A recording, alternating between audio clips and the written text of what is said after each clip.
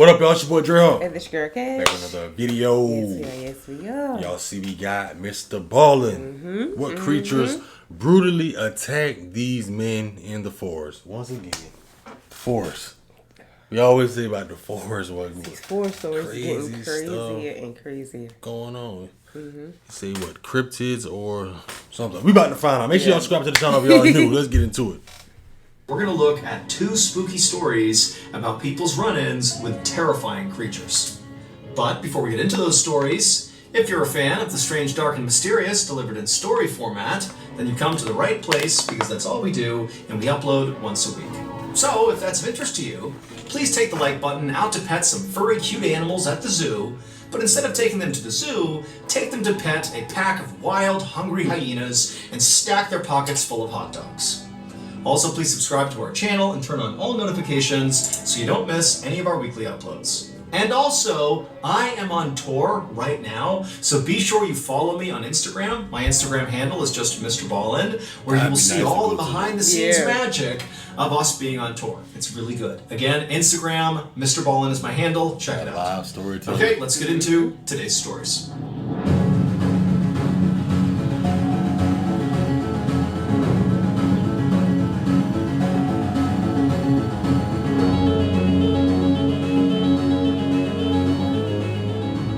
Just after midnight on May 1st, 1971, a 20-year-old woman named Elizabeth Ford was sleeping on a couch in the front room of a small house near a city in Arkansas called Texarkana.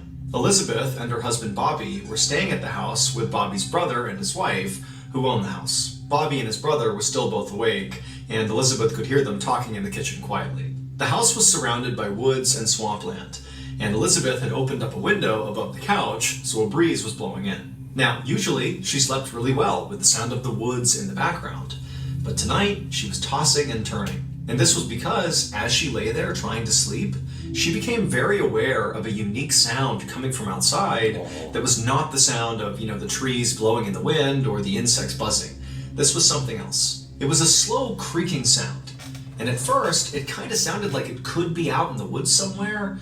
But eventually, Elizabeth realized this creaking sound was sort of moving back and forth, right outside on the porch, below the open window. Suddenly, Elizabeth's eyes flew open and she looked at the window because this creaking sound had just intensified and then came to a stop on the immediate other side of this window, like there was something heavy right outside. Elizabeth sat up to face the window, but she didn't see anything outside through the screen. And so right away, she felt totally relieved. She didn't know what that sound was, but clearly there was nothing there. Please don't go out there. However, just to be certain, she decided she would go a little bit closer to the screen and actually look right up close to make sure there was nothing down below on the porch. And so Elizabeth leaned forward and pressed her face to the screen and began to look.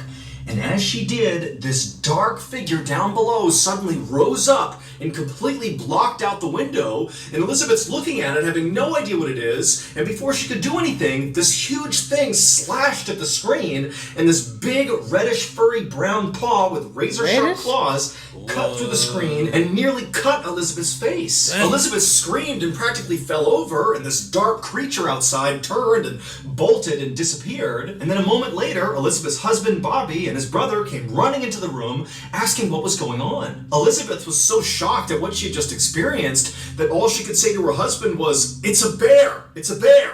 Bobby helped Elizabeth off the couch and then told her and his brother's wife to stay in the house and away from the windows. And then Bobby and his brother got shotguns and flashlights and went outside. Once outside, Bobby and his brother began scanning all around the porch area where Elizabeth had apparently seen this bear to see where it was. They held their flashlights out and they scanned the tree lines. They looked all over the place, all around the front of the property, but there was no sign of this animal. And so the brothers looked at each other and nodded, and then they both left the porch and went different directions, kind of looping around the back of the house. They were going to scan the entire property and meet up at the back. And when they met up at the back, they still hadn't found this bear, and so they walked away from the house towards the tree line and did another big sweep together of the entire perimeter, again, looking for any sign of this animal.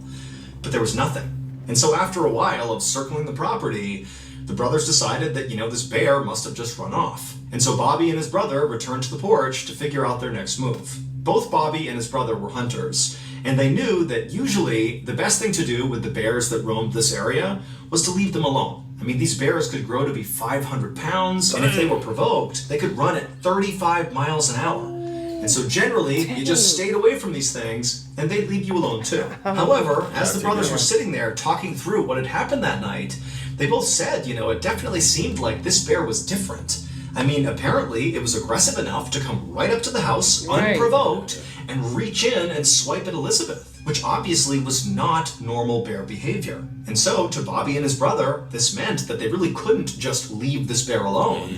They had to go out there and find it and kill it to protect themselves. And so Bobby lit a cigarette to calm his nerves, and then the two brothers came up with a plan for how they were going to go find this bear. Bobby's brother would man the front of the house, and Bobby would man the back of the house. And they would stay in their respective positions monitoring the property until either they saw the bear and dealt with it, or until the sun came up, at which point they could go get help. And so after agreeing to this plan, Bobby took one final drag on his cigarette, chucked it to the ground, and then with his shotgun in one hand and his flashlight in the other, he stepped off the porch and walked around to the back of the house and stared off into the darkness. Bobby had only been in the back of the house for a couple of minutes manning his post when he began to smell this horrible smell. Now, at first he thought it was just some sort of wet, musky smell that came over from the swampland nearby, but as he continued to smell it, it got heavier and more pungent. It smelled like a wet, decaying animal. Bobby tensed up and aimed his flashlight up at the tree line and began looking back and forth, trying to figure out where this horrible smell was coming from. And as he was doing this, he suddenly heard the sound of tree branches snapping off to his left. And so he whipped his flashlight over and shined it, and he saw this big, dark figure charging across the property away from him into the forest. Bobby instinctively raised his shotgun and fired, and then after shooting, a loud yelp echoed in the air, and then Bobby just took off running in the direction he had just fired, and as he's running across the yard, he's screaming for his brother, who had already heard the shotgun blast, so he was coming around the house, and the two men linked up, and as they're running in the direction of this bear, Bobby's telling his brother, "I think I got it, I shot the bear." Dang. But they get over to where Bobby had last seen it and where he heard this yelp come from, and there was nothing. There was no bear. Still, the brothers did feel a little relieved. They figured even if they couldn't find this thing, clearly Bobby had hit it. He had heard the sound of it yelping out, and so maybe by at least wounding it, they would stay away and leave them alone. But just then, the men heard the sound of their wives screaming from inside the house. The men immediately ran back to the house, and as they got closer, Bobby, again, began to smell that horrible smell. And right as Bobby's foot hit that first porch step, his brother from behind him screamed out, "Stop!" But it was too late. The bear was on the porch. That's why the women were screaming. They had seen it. And Bobby's brother had seen it, but Bobby hadn't. And now he was too close to it to get away. And before Bobby could raise his gun to protect himself, this thing attacked. And Bobby felt this horrible, burning, tearing sensation in his arm. He fell to the ground, twisting wildly back and forth, trying to protect himself. He was pinned underneath this enormous bear, level with its chest, with its arms and legs on either side of him. And that horrible smell he was smelling was clearly coming from this animal. That's all he could smell from underneath. But just then, it was like a miracle, because to his side, Bobby could see there was an opening, and so he rolled and somehow got out from underneath this enormous creature. Bobby scrambled up to his feet, and he darted past the bear and rammed into the closed front door of the house. It popped open, he fell inside, and his wife ran forward and shut the door behind him, leaving Bobby's brother outside on the porch alone with the bear. But before any of them could do anything about that, they heard the sound of his brother's shotgun going off. Then there was a long moment of silence. Inside the house, everybody was frozen. A few seconds later, the door slowly opened and Bobby's brother walked inside. Everyone was too shocked to say anything, so for a second they all just stared at each other, and then finally Bobby asked him, "Is the bear dead?" And Bobby's brother, with a trembling voice, said no. And that wasn't a bear. As soon as dawn broke, and it was not dark outside anymore, Bobby's wife drove him to the hospital, where they would treat him for shock and for the wound to his shoulder. They had hoped to find it somewhere on the property, either dead or wounded, based on Bobby's brother's account of having fired at it basically point blank. But the creature was gone. They did find its tracks, though, and this discovery made it clear that Bobby's brother was right, that this wasn't a bear. Because in the dirt surrounding the house were all these bizarre footprints and handprints of a creature that seemed to walk on its hind legs with 3 toes on each and had 3 long sharp claws on its hands. And as unbelievable as this all seemed to the police, this actually tracked with what Bobby's brother said he saw when he was out on the porch. He said he saw a creature with reddish-brown hair all over it that stood over 7 feet tall, and after being shot, it took off running on 2 legs, and it ran fast. But the most terrifying thing about it, at least according to Bobby's brother, was actually its eyes. They were blazing red. And when the news of this attack spread to the nearest town, which was called Fouke, the people there knew exactly what this creature was. For 200 years, people in that part of Arkansas had been talking about this huge creature that was sort of like a Sasquatch that roamed the forest and the swamps. They said it was fast and elusive, and it ate livestock and pets. They called it the Fouke Monster, or sometimes the Boggy Creek Monster. But Bobby Ford and his family's encounter with this creature was unlike any other story that had been told about the Fouke Monster. While some people claimed in the past that this creature had attacked people, nobody had ever heard of it actually coming up to somebody's house trying to break in and terrorize a family. Bobby's ordeal would inspire the 1972 horror movie The Legend of Boggy Creek. Over the years, police officers and some scientists have suggested that maybe what Bobby and his brother encountered that night was actually a feral pig. However, authorities have never actually been able to pinpoint what this thing was. Nobody knows. And to this day, hikers and hunters near the swamps of southwest Arkansas and also across the border into East Texas still report run-ins with the legendary Fouke Monster. Dang.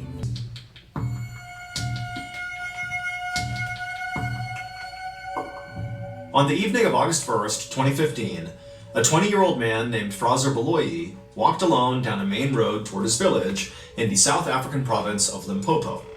Fraser was on his way home from work, and he was pretty desperate to get there. It was only about 7:30 p.m., and usually around this time, Fraser was used to seeing other people out and about on this road, just kind of walking around in the dusk or, chatting or doing various errands, but tonight there was nobody out there. And in fact, in recent days, this area of Limpopo had basically become a ghost town. Nobody went out unless they absolutely had to, because over the last 10 days, over 20 people in this area had been brutally mauled. The victims had all insisted that the creature that had mauled them was some kind of 4-legged demon, and they had begun calling it the Beast. Now, Fraser considered himself a pretty level-headed person who did not necessarily buy into the hype around this beast. He figured it was very likely just a dog. But still, he didn't want to get attacked. And so as he walked down this vacant road, he periodically looked over his shoulder just to make sure no dog was following him. As Fraser continued to walk along, he looked up and saw the huge forest fire that was raging on a mountain miles and miles off in the distance. A few days ago, the fire had started, and from Fraser's perspective, it still seemed to be going strong. In fact, in the darkness, it almost looked like the mountain was glowing red. Just then, Fraser noticed the turnoff for the shortcut that would take him through some forest back to his home, and when he got there, he stopped and looked over his shoulder one more time to make sure he was still all alone, and he was, and then he stepped off the main road, into the woods, and into the darkness. Under the tree canopy, the night suddenly seemed a lot darker. Fraser did his best to think about the chores he needed to do for his mother once he got home, instead of thinking about the beast. But he'd only been on this path for about 300 feet when he suddenly heard a rustling from behind him. And so right away, Fraser stopped and turned around and looked where the noise was coming from. But all he saw was darkness. There was nothing there. And so Fraser, for a whole minute, just stood there staring out into the tree line, waiting for something to move. But nothing did. And so Fraser told himself he was just being paranoid. Everything was fine. And then he turned back around and kept on walking. But pretty quickly, his walk turned into a jog. And he was almost to the end of this path, almost out of the forest. He could see his village. It was right there. That jog would turn to a run fast. Again. Except now, in addition to the rustling sounds, he heard a new sound. It was like a wheezing sound, like a sick animal that was breathing heavily. Now, Fraser knew he was not just being paranoid. Yeah, you know that. Something was out there, and it seemed like it might be following him. Without slowing down, Fraser looked over his shoulder again to see what was out there, but again, he just saw nothing. It was just shadows. However, when he turned back around and kept on going towards his village, he heard this loud crashing sound behind him, like a massive animal had leapt out of the brush and landed on the path behind him. And so Fraser was immediately so scared he couldn't even turn around. He just started sprinting toward the village, and all he could hear behind him were these loud, pounding footsteps as whatever this was gaining on him. And so Fraser was so instantly terrified that instinctively he just started sprinting off without even looking behind him. And so as he's running, this thing's gaining on him, and again he can hear this awful wheezing sound coming from whatever this is, as if there was something wrong with its lungs. And in Fraser's panic, as he's sprinting through the forest, Fraser's telling himself, it's just got to be a rabid dog. That's why it's making those sounds. Come on. But he knew that didn't track. This thing is huge. This can't just be a rabid dog. And so Fraser just kept on running, and finally, he got out of the trees, back into his village, and at the exact same moment, the pounding footsteps behind him came to a stop. But again, Fraser, he didn't turn around. He's too scared. He just ran for his door. His house was right there in front of him, and he gets to his door. He's about to open it up, and right as he does, he feels this searing pain in his neck. This creature, whatever it was, had leapt and grabbed onto him and bit down on the back of his neck. And so Fraser crumpled to the ground and threw his arms up over his head to protect himself. And with one eye, he could see it's this massive black creature on top of him, chewing on the lower half of his face. And so Fraser, he couldn't even feel any pain. He just began screaming for help, and he tried to push it off of him, but he couldn't. And then a second later, a flash of metal came across his eye as his mother and other villagers who had seen this happening and heard him screaming came out and began smashing whatever this was with shovels. And so a second later, Fraser pulled away and dragged towards his house, and this huge black creature, it marched over to the edge of the tree line and just stopped, turned, and looked back at Fraser and his mother and the neighbors.